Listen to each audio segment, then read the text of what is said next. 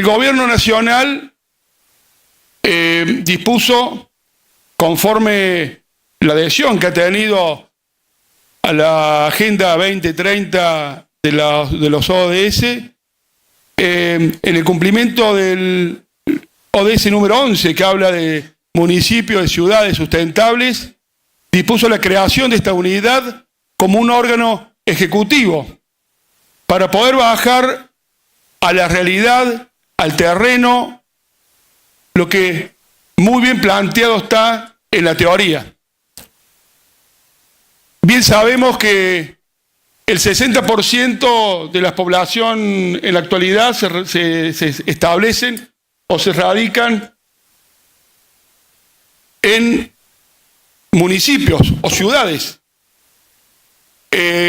La interacción que existe entre el intendente o alcalde con la población es justamente a donde se deben ir y dirigir las políticas ambientales, porque consideramos que son, o es el ámbito en donde podemos empezar a formar una conciencia social y expandir la conciencia en pro de proteger y cuidar el ambiente. Cuidar o proteger el ambiente y aplicar estas políticas ambientales, estamos convencidos de que es un trabajo de todos los días. Acá no existe la posibilidad, por una cuestión financiera o por tener una mayor capacidad financiera, poder imponer una política ambiental y que inmediatamente tenga la adhesión de la gente. Yo creo que si partimos de esa premisa, estamos totalmente equivocados. Esto es una cuestión cultural, es una cuestión que se debe trasladar y educar desde los establecimientos educativos, de los principales niveles hasta los más grandes, hasta los adultos, tratando de poco a poco generar una conciencia social que se transmite en el colectivo social y de esa forma poder generar los cambios que necesitamos para poder conservar este maravilloso planeta. Es por ello que creamos esta herramienta, que el programa se llama 100 Ciudades Sustentables, que se ingresa muy fácilmente. Lo voy a explicar sintéticamente para que lo puedan entender y comprender. Se ingresa el programa mediante una encuesta que debe completar el alcalde o el intendente. Nosotros en Argentina tenemos la persona de intendente, que es el que gobierna la ciudad, y que una vez completada esta encuesta, que tiene un carácter de declaración jurada, se realiza un diagnóstico de cuál es la necesidad de la ciudad, cuál es lo que realmente necesita una política de apoyo para mejorar. Si es RCU, alguna gestión de residuos, si es eficiencia energética, si es educación ambiental, si es transporte sustentable, si es trabajo, turismo sustentable, las distintas áreas que pueden tener la vida diaria, ¿no?, de un municipio. Una vez completada la encuesta, se elabora un proyecto de sustentabilidad que lo realiza el intendente o el funcionario del municipio, en donde los equipos técnicos de la unidad lo van guiando y colaborando con el objetivo de llegar a un proyecto final en donde se van a poner las metas que deben seguir el municipio. Estamos cumpliendo las metas. Cuando se firma el convenio, pasa a ser una ciudad comprometida. A medida que va cumpliendo las metas propuestas, pasa por ciudad principiante, ciudad responsable, hasta tratar de llegar a que sea una ciudad sustentable.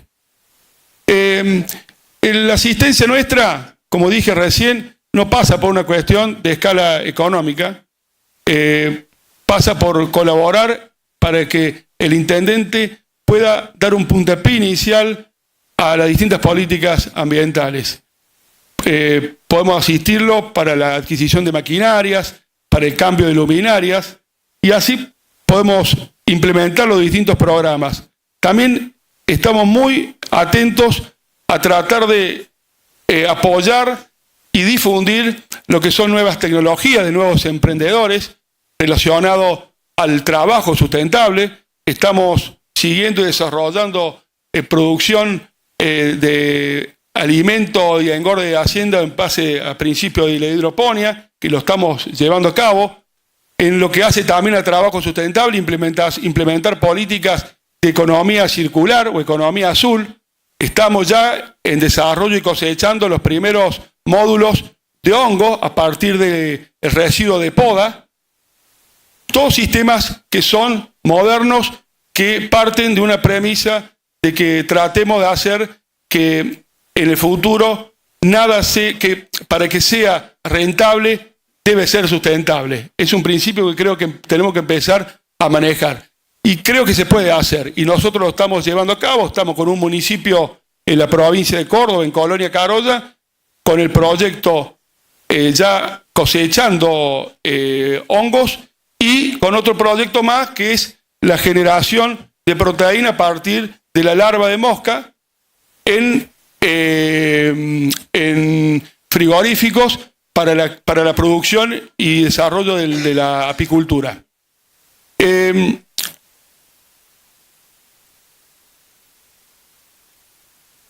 Bueno, como elemento también importante y para ejemplificar en concreto a qué nos ha llevado este año y medio, 2 años de trabajo, como para darle alguna muestra de lo que las herramientas nuestras nos han permitido investigar y a dónde arribamos. Nosotros, sobre 463 municipios, que son encuestas presentadas, donde abarca una población de 10 millones de personas, se desprende la siguiente información, que me gustaría compartirla con ustedes. El 57% de los municipios realiza controles sobre los posibles desechos arrojados en curso y espejo de agua por la industria. El 35% de los municipios conoce las principales fuentes de contaminación del aire. El 11% hacen modificaciones de gases a efecto invernadero. El 60% de los municipios utiliza tecnología LED en el alumbramiento público. El 32% realizan campañas de concientización en materia de eficiencia energética. El 42% de los municipios implementan normativas relacionadas con el ordenamiento ambiental del territorio. El 57% de los municipios ha implementado algún plan de GIRSO. GIRSO es un programa de residuos sólidos que tiene el Ministerio, que es nacional, y lo hace a nivel local, municipal o regional. El 28% del municipio cuenta con una planta de separación de residuos sólidos urbanos. El 39% cuenta con puntos verdes de separación de residuos, que esto también y lo están implementando muchos municipios para tratar de bajar el volumen del residuo sólido en el momento del tratamiento. El 62% realiza algún tipo de campaña de reducción de residuos destinados a la disposición final mediante el compostaje reciclado. Y el 60% de los municipios realiza algún tipo de campaña de concientización sobre el uso de los residuos naturales y el cuidado del ambiente. Estos son algunos valores que han surgido. En la actualidad tenemos 60 municipios que están dentro de este programa. La verdad que es una experiencia enriquecedora porque estamos en contacto con los intendentes y de esa forma podemos ir aportando y colaborando a la par de ellos en esta concientización para tratar de cumplir con unas palabras que ha dicho el Papa Francisco cuando habla en su encíclica Laudato Si, en hablar del planeta que es la casa de todos. Yo creo que al margen de los colores políticos, al margen de las especulaciones, lo que tenemos que hacer es considerar el planeta como nuestra propia casa, que no solamente debemos utilizar y hacer uso para nuestra supervivencia y nuestro bienestar, sino que tratar de usar, mejorarla para que las próximas generaciones se encuentren con un lugar aún mejor habitable. Muchas gracias.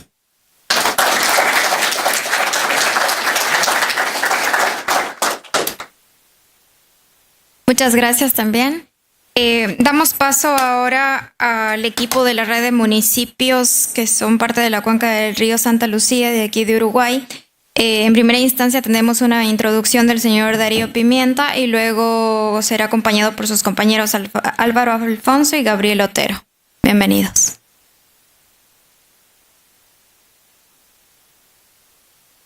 Gracias, buenas tardes a todas, a todos. Agradecer a autoridades de la mesa, agradecer a la cumbre que nos da esta oportunidad de hacer una exposición de un trabajo muy importante de lo que significa no solamente a la región, a los municipios que integramos esta red, sino al país todo. Mi nombre es Darío Pimienta, soy alcalde del municipio de Canelones y Juanicó. Juanicó, una zona de pequeñas chacras, de huertas familiares. Junto a 19 municipios más que integramos esta red, tenemos un desafío muy grande. Este desafío no es nada más y nada menos que la cuenca del río Santa Lucía. Dicha cuenca que abarca las orillas de 6 departamentos y que la misma nos resulta muy estratégica, no solo por su ubicación, sino porque abastece a más del 60% de la población de agua potable. Este compromiso es lo que nos lleva el hacer constantemente y juntos, porque este compromiso que hemos asumido como red significa mucho para todos nosotros. En unos instantes, compañeros alcaldes que integran esta red harán una exposición más profunda de todos estos años que hemos venido trabajando en bienestar de la población. Y como tal, seguiremos firmemente con ese compromiso porque esto lo debemos de trabajar entre todos. A esto apuntamos y sin más palabras quisiera que hicieran uso los compañeros tal como lo habíamos dispuesto. Muchas gracias a la mesa una vez más y muchas gracias a todas y a todos por escucharnos porque realmente esto importa mucho. Bien, buenas tardes. Mi nombre es Gabriel Otero, soy alcalde del municipio A. He sido reelecto, por eso, al igual que los otros 20 municipios, el municipio A integra esta cuenca del río Santa Lucía. Podríamos dar más detalles incluso de lo que dio Darío, de los 6 departamentos que la rodean, de los 20 municipios que integramos la red, del compromiso ambiental que adquiere un actor que está bueno que esté acá presidiendo un poco la mesa, un intendente, el intendente de Flores, porque en el 2012-2013, cuando logramos armar esta mesa, apenas si teníamos 2 años, apenas estábamos agarrando espalda institucional y estábamos viendo cuáles eran las competencias que los municipios tenemos, que en el caso de Montevideo son 5 o 6 competencias importantes, pero 5 o 6, en Canelones eran otras. Pero lo que siempre tuvimos claro a la hora de gobernar, que por encima de la competencia está la responsabilidad. La responsabilidad y hacerse cargo de todo lo que es un problema para nuestra sociedad, para nuestros vecinos, sobre todo cuando parte el problema, la preocupación de alguien tan cercano como la familia, como la escuela. Entonces, para darle paso, porque vamos a hablar un par de minutos cada uno a Álvaro Alfonso, le diría que lo primero que tiene que tener en cuenta este auditorio, esta mesa, es que nosotros desde el primer día nos hicimos responsables de absolutamente todo lo que pasó en nuestros territorios. Y ese es el primer compromiso político y el primer objetivo político de cualquier gobierno. Ahora le doy paso a Álvaro Alfonso. Señoras y señores, muy buenas tardes. Un pequeño mensaje a la organización. Hace poco rato escuchamos mensajes muy fuertes de la importancia para el futuro del mundo sobre el tema del agua y el tema del ambiente. Creo que estos temas que estamos tratando acá merecían una sala más amplia, y en ser, creo, más escuchado, porque yo veo gente que está parada en el fondo y me gustaría que tuviéramos una sala más amplia. Nosotros nos juntamos por una razón muy sencilla, por la contaminación del río Santa Lucía. Y allí confluyeron gente de todos los partidos políticos. Y es algo que quiero destacar, porque nos unió un tema muy profundo y muy caro para la humanidad. En el Uruguay, este tema empieza con este informe de la OEA, que esto es como una reliquia del año 1971, donde realizó una serie de advertencias que lamentablemente el Estado uruguayo no atendió en los sucesivos gobiernos. Y advirtió algo que está pasando hoy en la cuenca, que a partir del año 2000 se iba a generar un conflicto agrícola-ganadero. Y eso no se tomó en cuenta. Posteriormente, con la vuelta a la democracia en el año 85, durante la primera presidencia del doctor Julio María Sanguinetti, se formó una comisión en la que intervinieron varios ministerios, las intendencias, la Universidad de la República y OCE, y allí también se hizo un informe sobre el tema de los recursos hídricos, y muchas de las cosas y las recomendaciones que se hicieron tampoco se han cumplido. El Uruguay ha sido, entendemos, lento en esto. Recién en el año 90 se crea el Ministerio de Vivienda, Ordenamiento Territorial y Medio Ambiente, y bueno, y a partir de ahí sucesivas leyes hasta llegar a la actualidad. La cuenca necesita un equilibrio. No existe, es muy difícil de explicar, y acá hay gente de la República Argentina y de otros países, es muy difícil explicar esto. En Aguas Corrientes, es el caso de mi municipio, se produce el 90% del agua potable del Uruguay. Y no solo es el tema para tomar, sino también en el saneamiento, porque en los 18 departamentos, con excepción de Montevideo, también cubre el tema del saneamiento. Y al mismo tiempo se generan allí la mitad de la riqueza de nuestro país. Casi llegando al 50% de las exportaciones del Uruguay salen de la cuenca. Es decir, que el Uruguay tiene que buscar un equilibrio. Y es muy difícil porque el Estado debe cobrar en este caso. Y también tenemos un problema con el glifosato, etcétera, etcétera, y en la cual los productores, digamos, no han sido informados, a veces pecan tal vez de inocentes, pero hay un grave problema que el Estado intenta atender. Bueno, esta red de municipios ha generado cosas, entendemos, bastante positivas. Se han cambiado inversiones, se han modificado inversiones.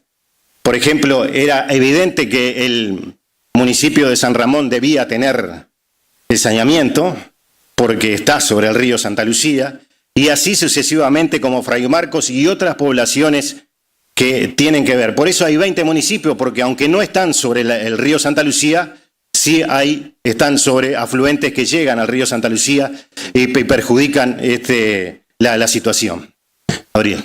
No, claro, porque en realidad en minutos tan cortos y esto de turnarnos, yo quisiera poner una cuestión bien objetiva. Ustedes dirán, pero ¿y en 5 años? Muy loable, se juntaron, recién llegados, no existía experiencia de tercer nivel de gobierno. ¿Qué lograron? Bueno, Alfonso planteaba nada menos que el saneamiento en 3 de las ciudades más importantes y quizás las que más colaboraban un poco con los desechos, con los residuos, a la contaminación. Pero también nosotros citamos a la industria privada, específicamente al frigorífico Canelones, y hay imágenes, por ahí capaz que se puedan ver, cuáles eran las piletas que se utilizaban antes y cuál es la planta que se utiliza hoy. Y no es por una presión de la cuenca, es porque la política de Estado funcionó con el gobierno nacional, con los gobiernos departamentales y los municipios, y la industria entendió que tenía que mejorar. Invirtió más de $4 millones en una planta, el frigorífico Canelones, y saludamos esa posición, porque realmente la saludamos porque fueron y porque además esta cuenca no habló para adentro, abrió la cancha, se habló con especialistas, se habló con gente muy crítica del sistema actual, de cómo funciona la OCE y otros que lo defendían. Se habló con la Dinama, se habló con técnicos independientes, si hay alguien independiente en mi país, pero bueno. Y eso también hay que resaltarlo, porque ahí estuvieron todas las voces en un tema que es de todos. El sistema de humedales que tenemos en Uruguay, en esta zona, es casi único en el mundo. La presión de más de 2 millones de personas sobre un humedal que mantiene el agua que toman hace generaciones nuestras familias y van a seguir tomando. Esa es la presión con la cual la red trabajó. Hizo la presión, cuéntanle, para arriba o para abajo, para donde sea, pero estuvieron los vecinos. Y la cuestión también que planteaba un poco Alfonso. Sí, claro, más de 1000 tambos en la cuenca. Más de 1000 tambos en la cuenca de Santa Lucía. Y nosotros no queremos que ningún tambo cierre. Lo que queremos es que no se contamine. Y también, en ese sentido, todos y cada uno de nuestros compañeros de los 20 municipios, fuimos a hablar al BROU por líneas crediticias para mejorar determinados, por lo menos, contextos muy complicados. Fuimos al Ministerio de Defensa también, en la figura de Eleuterio Fernández Huidobro, que desde un principio también aportó todo el conocimiento de este ministerio. Fuimos y trabajamos de primera mano, obviamente, con el ENBODMA. Entonces, realmente hay logros, son 5 años, como decía Alfonso, la contaminación no es nueva, acá no es una culpa ni de un gobierno, ni de esto y lo otro, es una cuestión que, bueno, nos fue superando culturalmente y nos supimos defender en su momento cómo se trabajó el río. Así que, bueno, este último tiempo lo partimos a la mitad. Con relación al Ministerio de Defensa Nacional, luego que se formalizó la red de municipios de la cuenca del río Santa Lucía, se solicitó el patrullaje en la cuenca. Bueno, esto lo pedimos hace 6 años. Puede ser muy lento, pero en este momento el Ministerio de Defensa Nacional está elaborando un protocolo para que las Fuerzas Armadas, que lo pueden hacer a través de la ley 18.650, pueden intervenir en la zona del río Santa Lucía. Y quiero destacar al ministro de Defensa, fallecido lamentablemente, Eleuterio Fernández Huidobro, porque siempre nos apoyó en todo momento, no solo con vuelos, sino con llamados, con su inteligencia y también con su fuerza para aguantar determinadas cosas que en mi caso no creo que hubiera podido aguantarlas por las críticas que recibió, por lisa y llanamente decir lo que estaba ocurriendo. La cuenca además, o la red de municipios, ha llevado adelante una serie de proyectos que están a la vista. Y una de las grandes preocupaciones que nosotros tenemos, y esto es común de los 20 municipios, es que el Uruguay, ¿qué produce? Alimentos. Bueno, nosotros tenemos que cuidar los alimentos porque no olvidemos, como ya dijimos, que casi el 50% de las exportaciones del Uruguay salen de la cuenca de una longitud de 225 kilómetros.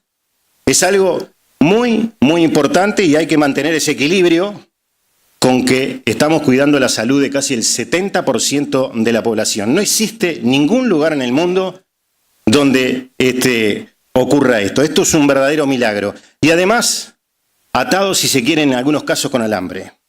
Tenemos un solo reservorio, que este reservorio nace en este lugar, que es de Paso Severino, una sola fuente, que es el río Santa Lucía, y una sola planta, que es la planta de aguas corrientes. Por lo tanto, el Uruguay indispensablemente en el futuro se tiene que abocar a la construcción de otra planta. Hoy la planta de aguas corrientes, para ser bien gráfico, es un camión que carga con 40.000 kilos, pero puede con 30.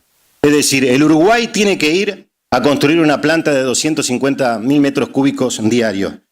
Cuando pasa para el Estado, en el año 1952, se producían 182.000 metros cúbicos diarios.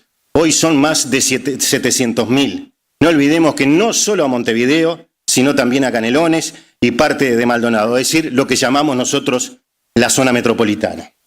Bien, y para cerrar el desafío, continuar, lo tenemos todos claro, nosotros comenzamos un camino porque nos tocó coyunturalmente ser pioneros en un montón de aspectos. Acá va a quedar sistematizado, acá va a quedar trabajo en los 20 municipios. Para las próximas elecciones, quienes ganen, nosotros con Alfonso, por ejemplo, ya hemos sido reelectos, no podemos volver, van a tener todo este trabajo. Lo tiene que dejar así también los gobiernos departamentales y el gobierno nacional. Esto es una carrera de obstáculos. Las políticas ambientales son carreras de obstáculos, que nos ponemos además nosotros mismos. Mientras vamos corriendo, nos ponemos obstáculos. Apelamos, en nombre de la Red de la Cuenca, de los 20 municipios, a que cada vez sea más carrera, cada vez sea más conciencia y cada vez menos obstáculos. Porque acá la única ganancia es la de la pública felicidad. Salud.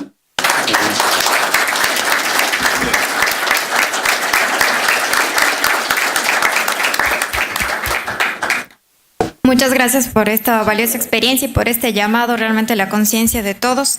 Damos paso ahora a la Red Nacional de Educación Ambiental para el Desarrollo Humano con su representante, señora Laura Barcio.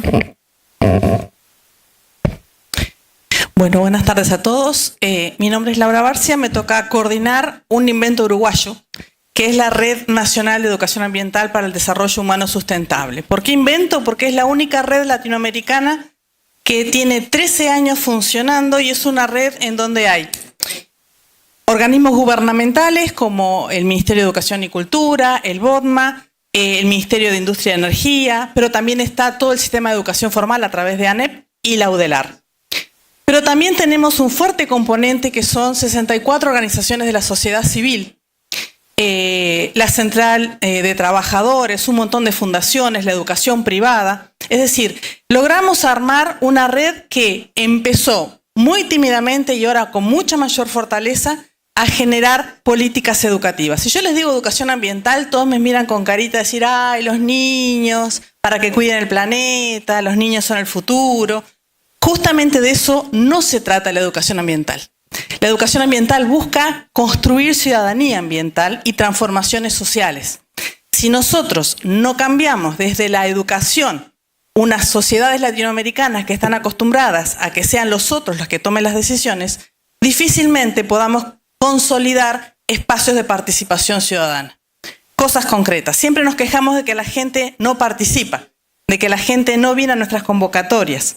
¿Y a qué se debe eso? Porque en el imaginario social la educación es para los niños y a los grandes se los informa. Y eso es uno de los grandes errores que hemos intervenido, que hemos obstaculizado el poder repensarnos como sociedad y lo que nos está pasando ambientalmente, lo que nos está pasando, las transformaciones territoriales que estamos viviendo y sobre todo la capacidad de diagnosticar y de decidir qué queremos hacer. Por eso el espacio espectacular que nos brindaron acá en la organización de poder hablar en el tercer nivel de gobierno donde se encuentra territorio, ciudadanía, en donde podemos opinar, debatir, donde nos conocemos todos, esto de que el vecino, pero vos sos hijo de aquel, vos ibas a la escuela, al liceo con mi primo, bueno, eso que nos conocemos y que sabemos, ¿qué me venís a hablar vos que tu mamá me hacía? Esas cosas que tenemos en la cotidiana, es en ese espacio privilegiado donde la educación ambiental necesita y requiere que formemos a los vecinos. Porque si no opinamos sin tener fundamento. Y en cuestiones ambientales tenemos que tener fundamentos, tenemos que tener herramientas para poder opinar adecuadamente. Porque si no estamos hablando de lo que me dijo una parte o de lo que me dijo otra parte. ¿Por qué? Lo ambiental tiene muchas bibliotecas. Y necesitamos que la gente pueda saber de qué está hablando, pero además necesitamos de la voz del ciudadano para que nos diga cuáles son sus preocupaciones. Si nosotros nos acostumbramos a trabajar desde arriba hacia abajo y no escuchamos las necesidades y las preocupaciones ambientales del colectivo y del común de la gente, muchas veces lo que hacemos es como ir por encima de esas necesidades. Y no estamos generando ciudadanía participante, sino que los convocamos a participar en aspectos que políticamente o de gestión interesa por lo que estamos hablando. Entonces, ¿por qué la Red Nacional de Educación Ambiental tiene este paradigma de desarrollo humano sustentable? Porque la clave es, primero, el derecho que tenemos todos en la Constitución uruguaya es a partir del 4º artículo a vivir en ambientes saludables para desarrollarnos como seres humanos. Y ese es el primer derecho.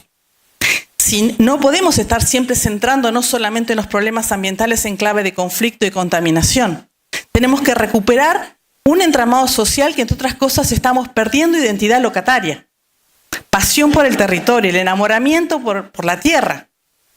Porque como con estos fenómenos migratorios, por este abandono del campo, por estos cambios inmigratorios internos que estamos teniendo, estamos perdiendo esta sensación de yo pertenezco acá. Yo quiero este lugar, lo valoro y veo cómo puedo comprometerme.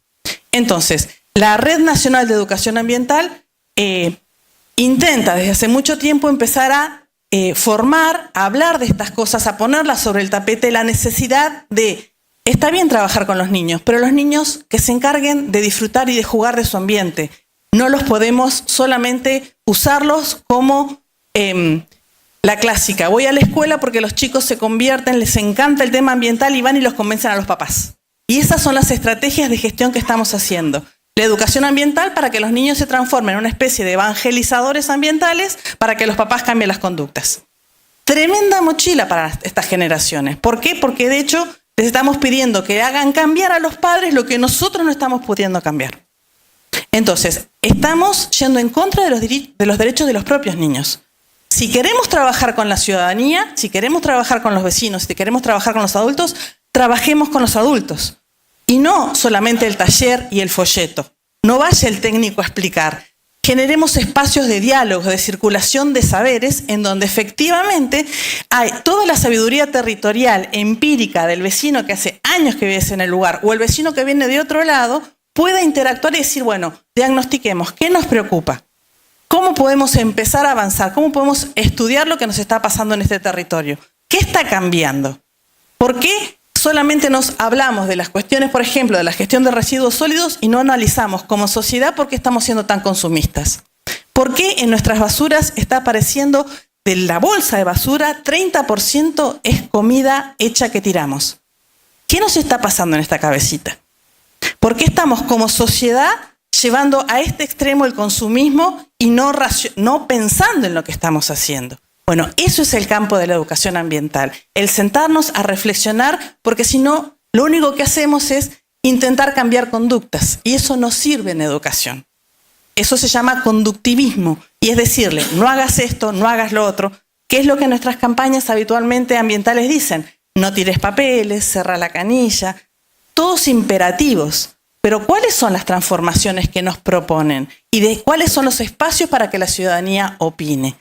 Ese modelo de gobernanza, que es la clave del trabajo municipal y de los lineamientos, y además, porque los conozco de cerca, sobre todo en alianzas en Montevideo, lo que implica el trabajo del alcalde, el consejo de vecinos, el poder explicitar qué está pasando en ese territorio, porque se nos están cambiando las realidades.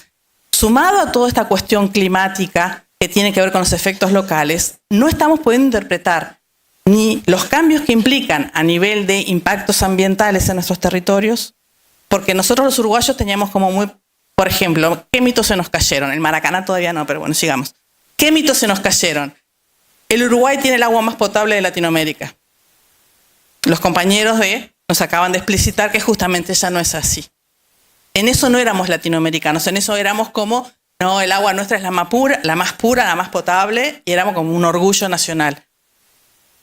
Éramos un país de acá no pasa nada, porque no tenemos ni terremotos, ni maremotos, ni tsunamis, y ahora los efectos del cambio climático están agudizando los extremos, en extremo, las lluvias, las inundaciones, y encima tenemos vientos, turbonadas, tornados, y la ciudadanía no tiene idea de lo que es la cultura de prevención de riesgo.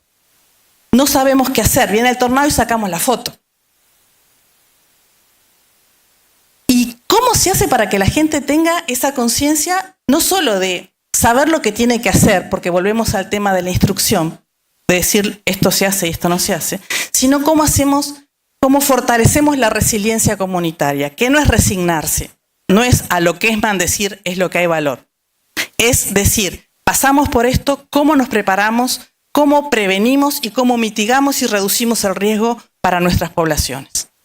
En esta línea de pensamiento es donde la educación ambiental y desde lo que propone la Red Nacional es poder sentarnos a charlar con los vecinos creando nodos ambientales.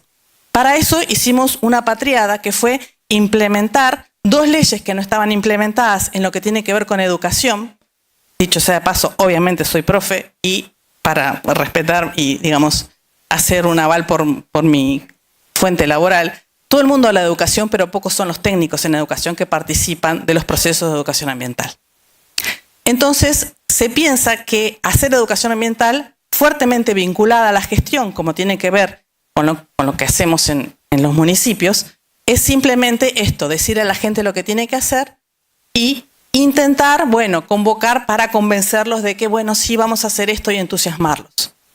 La idea pasa por otro lado, es construir ciudadanía ambiental.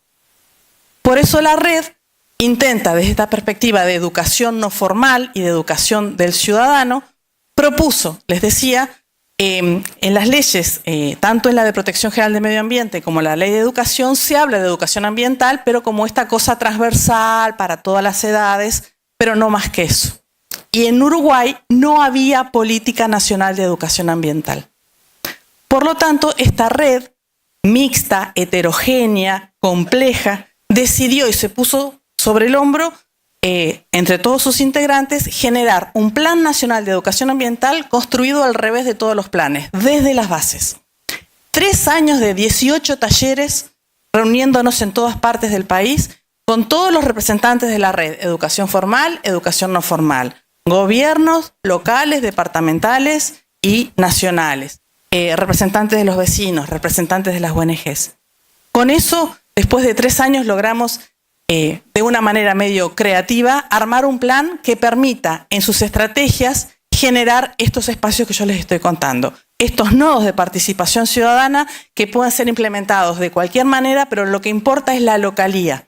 Es que cada lugar pueda desarrollar, cada municipio, cada departamento, el nivel que desee cada lugar, con absoluta autonomía, diseñar su propio plan de educación ambiental, que implique un diagnóstico qué nos importa a los que vivimos en este territorio y que implique cómo vamos a salir adelante con educación, con procesos educativos y de participación, para que la gestión sea en clave de gobernanza, donde la toma de decisiones no sea simplemente que me escuchan, como, bueno, sí, tenemos una asamblea, tenemos una audiencia para que me escuchen, sino donde además la ciudadanía tenga voto, pueda no solo opinar, pueda participar en la toma de decisiones de lo que pasa en su territorio de vida, en su cotidiano local, donde vive y donde están en juego su desarrollo personal, su desarrollo como persona, pero sobre todo su capacidad de ser feliz, su capacidad de poder tener una salud adecuada y su capacidad de desarrollarse plenamente como ciudadano.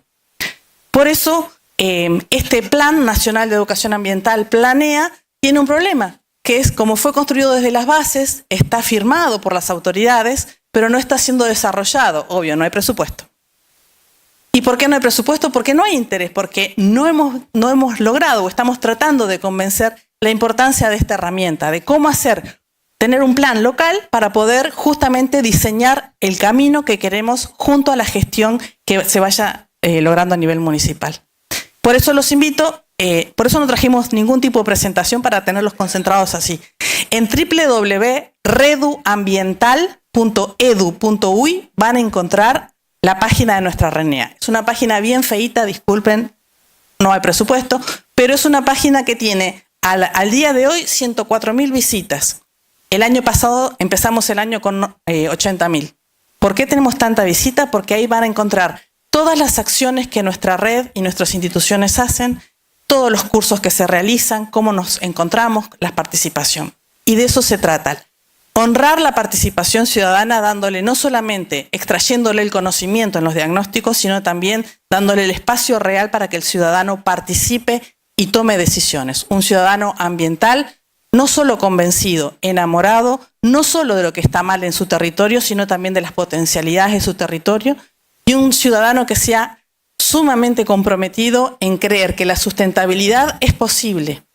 Si no creemos que los cambios y que alternativas son posibles, difícilmente que lleguemos a buen lado. No solamente tenemos que mitigar los problemas ambientales, tenemos que pensar otras formas de relacionarnos. Les agradezco la atención y cualquier cosa tienen el stand de la RNA a la salida. Muchas gracias.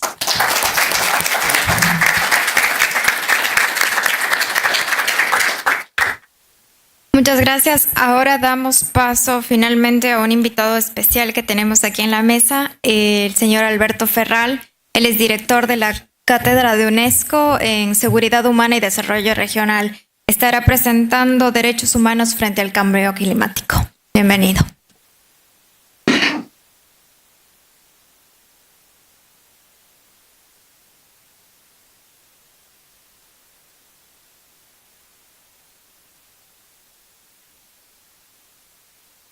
Bueno, mientras tanto los saludo. Muy buenas tardes, un gusto estar acá. Ante todo les quiero pedir disculpas porque yo soy un académico y es muy probable que esté dando una clase. Y yo sé que muchos de ustedes son alcaldes, intendentes, son los que están cerca de la gente. Y qué mejor para un académico de UNESCO poder hablarles y a ver si podemos transmitir este problema enorme que tenemos, que es el ambiente, esta casa de la creatividad de algún creador, o bien la nada, como puede decir algún filósofo, nos dio la oportunidad. ¿De acá avanza? ¿De acá?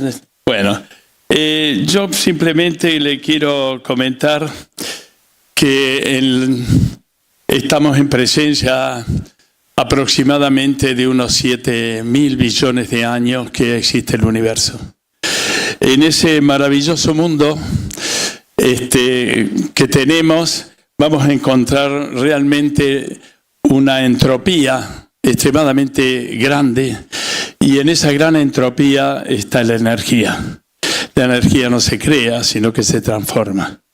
Y tiene propiedades muy particulares que permite la transmisión del calor y fundamentalmente la modificación de los estados de la materia. Podemos estar en sólidos, líquidos y gaseosos.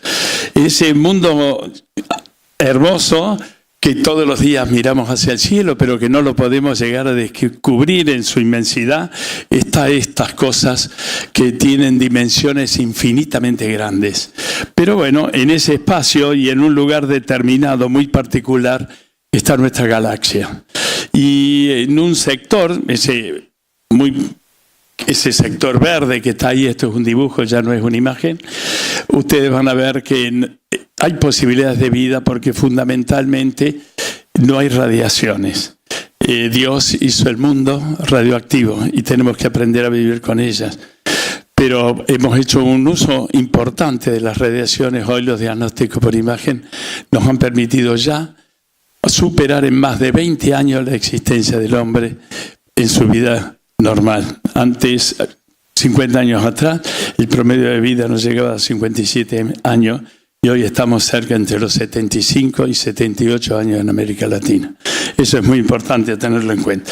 Bueno, esta galaxia que tiene miles y miles de millones de años, solamente la Tierra hace 4.000 millones de años que ha aparecido, digamos así, este planeta, y en este maravilloso mundo ancestral se ha dado la posibilidad de la vida en la Tierra. Y es posible casualmente porque tiene estas características. Y eso es lo que hay que valorar. Parece que no nos diéramos cuenta dónde estamos viviendo, cuál es nuestra casa, este bioma o en este ecosistema donde estamos realizando nuestras actividades. Tiene el tamaño adecuado, la Tierra tiene la distancia al Sol adecuada, ni nos quemamos ni nos enfriamos. La Tierra tiene atmósfera, cada planeta tiene una atmósfera determinada y de acuerdo a la característica de esa atmósfera se produce el efecto invernadero. El efecto invernadero es la consecuencia o la sumatoria de variables físicas que le va a permitir tener una temperatura determinada, por ejemplo. Además, la Tierra existe el agua en estado líquido. Si no hay agua en estado líquido, no existe la vida. Y todo lo que hemos podido mirar a través del espacio, todavía no hemos encontrado un planeta que realmente nos diga que haya agua en estado líquido. Así que estamos en un planeta privilegiado. Y un tema que es importante. Si tiene 4.500 millones de años, debemos pensar también de que las cucarachas ya llevan 300 años sobre la Tierra. Que los dinosaurios tuvieron más de 4,5 millones de años, pero el hombre no tiene más de 500.000 años de existencia sobre la Tierra. Y hace menos de 10.000 años atrás recién aparecieron las primeras los primeros lenguajes escritos, la Biblia, el Corán, etc. 2000 años la era cristiana, 250 años la gran revolución industrial. Es para pensar un poco si en tan poco tiempo hemos hecho tanta ruptura de nuestro sistema y nuestro bioma, si podríamos vivir aproximadamente otros 500.000 años cuando aparecieron los primeros seres humanos sobre la Tierra. Entonces, todo este concepto creo que es importante hacerlo notar para entrar en conciencia, para poder definir que el tema del ambiente es un tema netamente cultural. Y hay que buscar de esa forma. Recién la profesora nos estaba indicando que debemos buscar una educación que nos permita tener valores hacia ese elemento fundamental cultural que es el ambiente. Bueno, la crisis del desarrollo se ha planteado fundamentalmente porque tenemos un problema extremadamente grande. El 50% de la población del mundo está en la pobreza. Y cerca de la sexta parte, o sea, más de 1.000 millones de habitantes, ni siquiera entran en el sistema que todos nosotros estamos. Este es un tema que el desarrollo entonces no ha sido humanizado, y al no tener un desarrollo humanizado, parecería que tenemos que plantearnos de que el desarrollo humano es más bien algo más que una variable económica.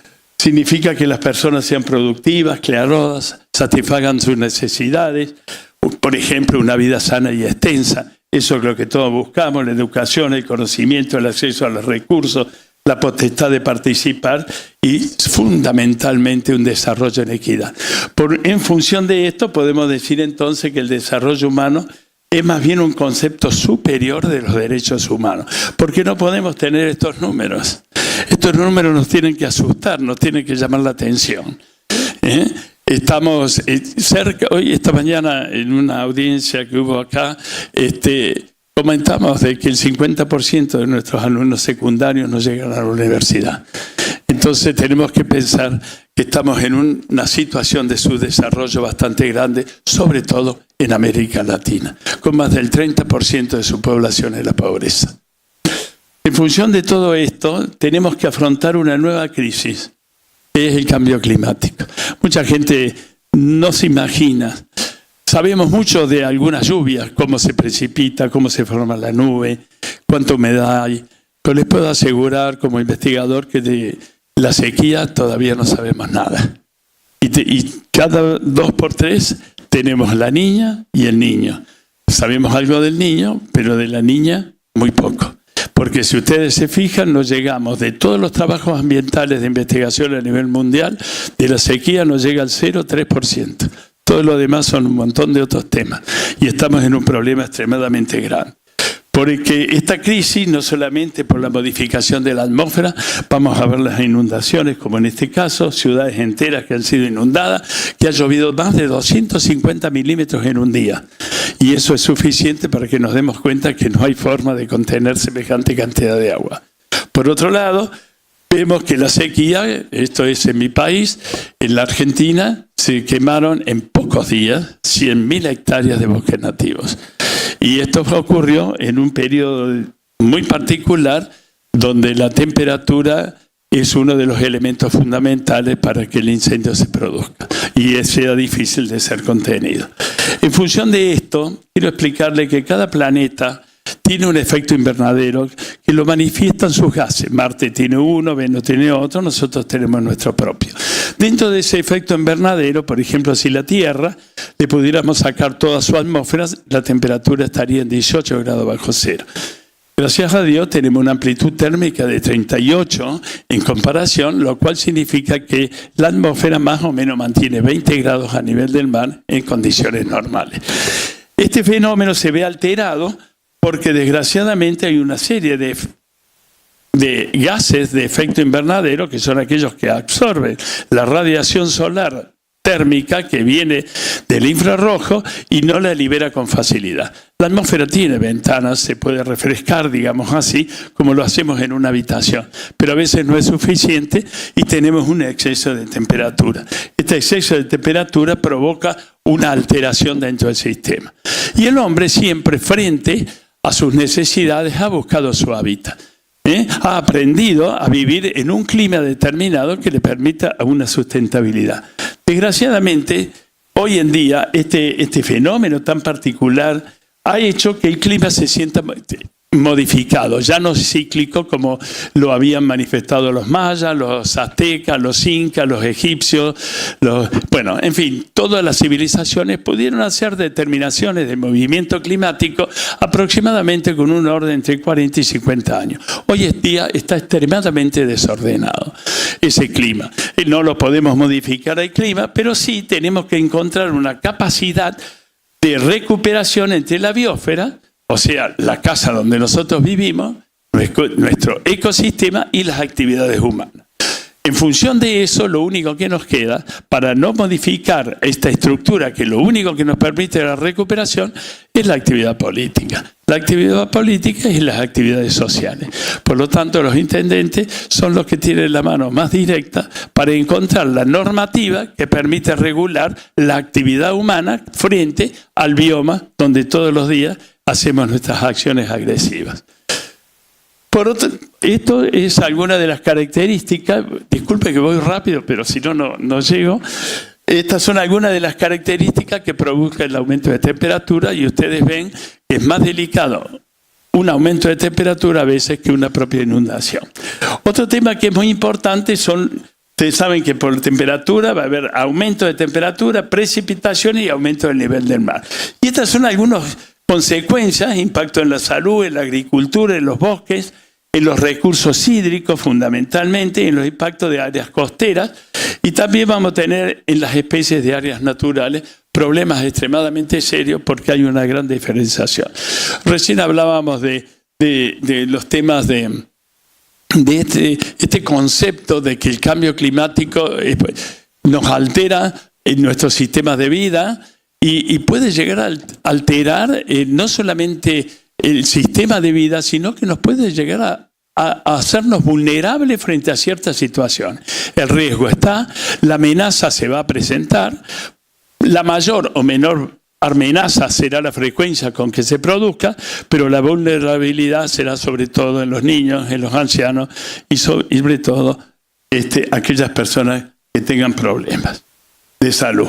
Bueno, también tenemos problemas con las radiaciones solares, la gente no se cuida, la atmósfera también influye muchísimo en este aspecto. Hemos solucionado ya mucho con respecto a la capa de ozono. Un gran mexicano, premio Nobel, descubrió cómo se producía y gracias a Dios él siguió luchando.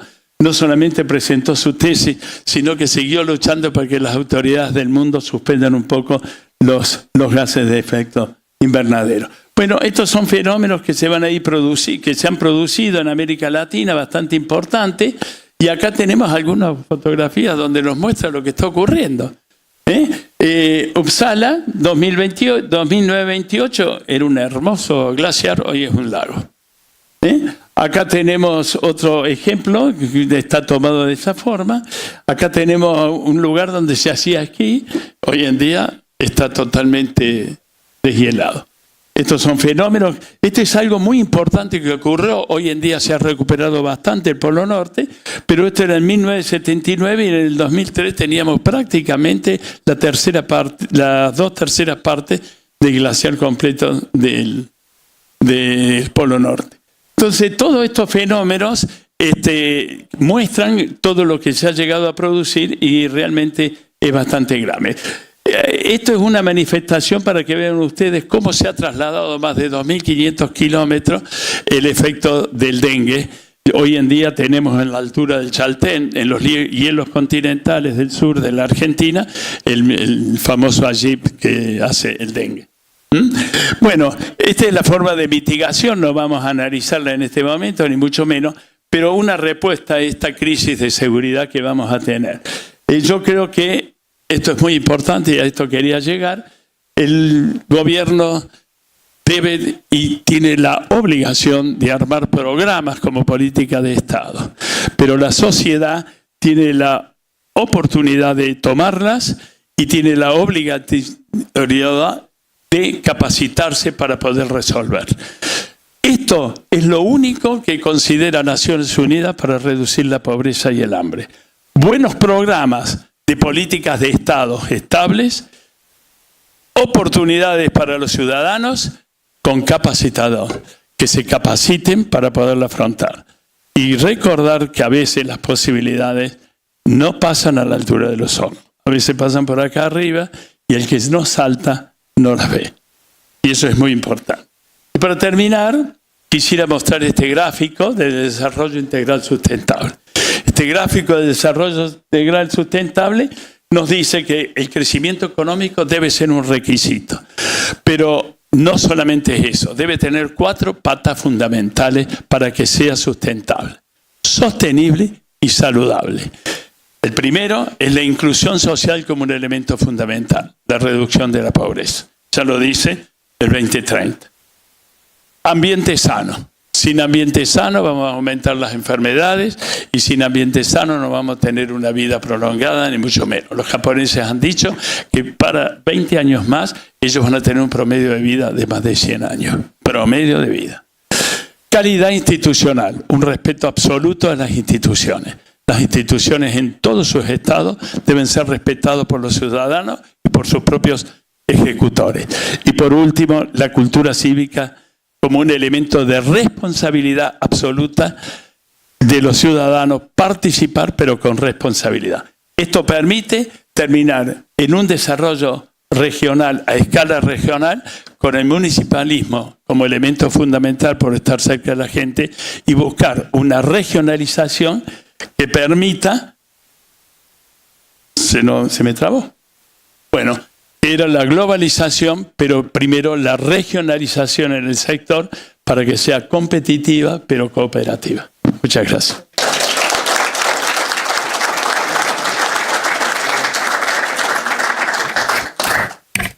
Muchas gracias también por este espacio.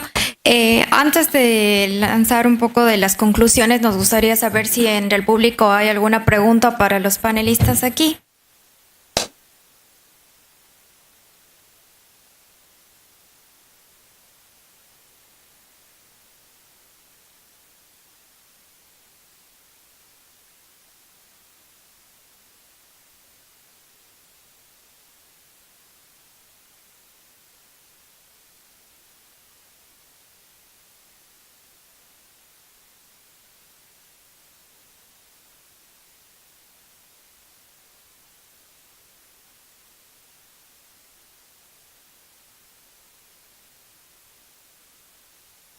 Ay, me escucha, sí. Sí, el proyecto lo implementamos hace 45 o 50 días. A ver, Nahuel justo está un colaborador mío que llevó a cabo el proyecto. Venía así, le puedo dar los datos técnicos de la como que es lo que utilizamos. Sí, que dé la parte técnica, después yo te digo cómo hacemos y cómo podemos vincularnos para que ustedes puedan tener acceso también a esta información. Pero me gustaría ver la parte... ¿Se escucha? Perfecto. Mira, el proyecto lo llevamos, es uno de los proyectos de los 10, de un decálogo de proyectos que elaboró Gunter Pauli, que es un consultor belga que a nivel internacional desarrolló el concepto de economía azul, que está vinculado a otra forma de denominar lo que sería la economía verde, que es una economía con desarrollo sustentable inclusiva. En este caso en particular, la iniciativa de producción de hongos está vinculada a la reutilización en invernaderos preparados para la ocasión de los residuos de poda y un tratamiento con cepas madres que trajo una especialista de Serbia, Croacia, para que implementándolos e inoculándolos durante un protocolo de trabajo que después te lo compartimos, dan como resultado la producción de hongo shiitake, con la posibilidad de, son comestibles, digamos. La idea con eso es empezar a fomentar dos aspectos fundamentales que están vinculados primero a la seguridad alimentaria a escala familiar y después también el hecho de empezar a generar un mercado que en la Argentina no es muy, vos sabrás muy bien que no es muy demandado, que está vinculado también a la creación, a la utilización comestible de este producto. El proceso de inoculación son de 45 días y ahora estamos en una etapa de cosecha del producto que va a ser en breve. Después, respecto a la cantidad de poda que se requiere para determinada cantidad de kilos de producción, esa relación te la pasamos porque es muy específico también al tipo de suelo que se utiliza, la temperatura del ambiente, etcétera, que en este caso es una localidad específica de la provincia de Córdoba, en Buenos Aires, en la Argentina, que es Colonia Carolla, la municipalidad de Colonia Carolla. Después igual te pasamos los datos y te pasamos más la información precisa. ¿Alguna otra pregunta del público? Bueno, han sido bastante claros. Como conclusiones, y dado que este panel ha sido muy diverso, hemos tenido por parte del Gobierno Central de Argentina un representante también como una red tanto de municipios como también de intendencias. A su vez, hemos tenido la presencia de la Red Nacional de Educación Ambiental, quien ha hablado también sobre las políticas ambientales y la importancia de incluir a la sociedad civil, y también de un académico. Pues creo que vemos importante que desde un gobierno central tomar este tema de conciencia social en proteger al medio ambiente, de vincular tanto a la sociedad civil como a los gobiernos locales, así como también plantearse metas, es muy importante para poder tener este modelo de ciudad sostenible que nos han hablado.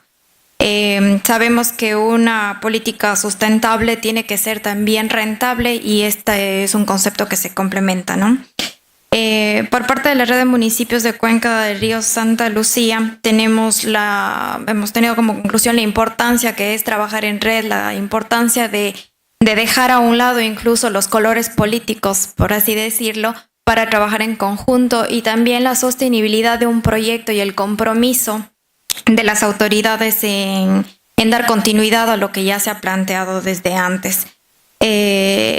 Tenemos también que la unidad, el equilibrio son muy importantes dentro del trabajo en conjunto, y la responsabilidad del y sobre el territorio con el que se trabaja. También, por otra parte, dentro de la Red Nacional de Educación Ambiental para el Desarrollo Humano, también tenemos otro ejemplo de complementariedad entre lo que es el gobierno y la sociedad civil, el tema de construir una línea de trabajo, dar espacios de participación, y a su vez una forma innovadora de trabajar con la gente, una forma de cambiar este concepto de educación ambiental y trabajar con los adultos, haciendo un diagnóstico, demostrando los efectos del cambio climático y la resiliencia comunitaria, que es prepararse, ¿no? Y trabajar también en espacios de participación entre territorios y entre comunidad. Finalmente tuvimos al director Alberto Ferral, que pues nos hizo una introducción de la historia de la Tierra, y cómo el desarrollo humano, que es más que únicamente económico, es un concepto superior que involucra los derechos humanos. Entre eso nos centramos el tema en el cambio climático, en cómo el clima se vuelve un poco desordenado debido a los efectos del cambio climático precisamente, y en recuperar la biosfera a través de actividades humanas, y nuevamente la complementariedad entre la actividad política y la actividad social, dando así como resultado que el gobierno debe armar programas de políticas de Estado, y la sociedad capacitarse para resolver lo mismo. En lo personal, mi conclusión creo que sería que no únicamente necesitamos buenos políticos, sino tenemos que ser buenos ciudadanos para complementar el trabajo de quienes estamos aquí como representantes, como autoridades, como directores, como sociedad civil. Les agradecemos mucho su atención, esperamos que haya sido de su agrado. Gracias nuevamente al Congreso de Intendentes y a FLACA.